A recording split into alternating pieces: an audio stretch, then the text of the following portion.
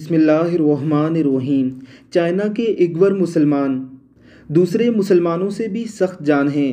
China के बदतरीन दौर में भी इन्होंने सर्वाइव करते हुए इस्लाम और ईमान को बचाए रखा।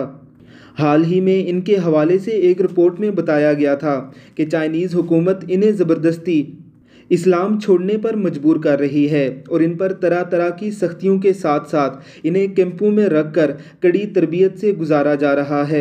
इन्हें कुरान पाक पढ़ने की इजाज़त तक नहीं दी जाती। इनके सर ढांपने पर भी पाबंदी आयद की गई है। पूरी दुनिया के मुसलमानों के एहतजाज के बाद और कोरोना वायरस की वबा के बाद से चाइना का रवैया कुछ बदल गया है। मुसलमानों के हवाले से उनके रवैयों में कुछ लचक आई है। देखिए, चाइना के स्कूल में पढ़ने वाले एक बच्चे को दौरान क्लास इसकी टीचर ने इससे फरमाइश की कि मुसलमान किस तरह से अजान देते हैं, वो अजान हमें देकर दिखाओ। तो इस बच्चे ने बड़ी ही मोहब्बत से बड़े ही ज़बरदस्त अंदाज में अजान देकर सबको हैरान किया है। ये वीडियो इस वक्त सोशल मीडिया की सबसे वायरल वीडियो है। ज़रा देखिए इस चाइनीज़ बच्चे की अजान की ये वीडियो।